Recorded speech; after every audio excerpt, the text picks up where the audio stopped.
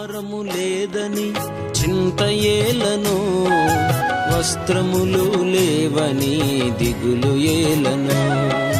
ఆహారము లేదని చింత ఏలను, వస్త్రములు లేవని దిగులు ఏలను.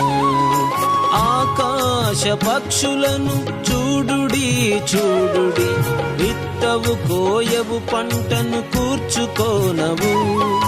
ఆకాశ పక్షులను చూడుడి చూడుడి, విత్తవు కోయవు పంటను కూర్చుకోనవు.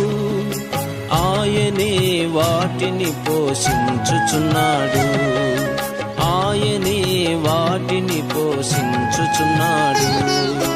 భయము లేదుగా, దిగులు లేదుగా, యేసును నమ్మినా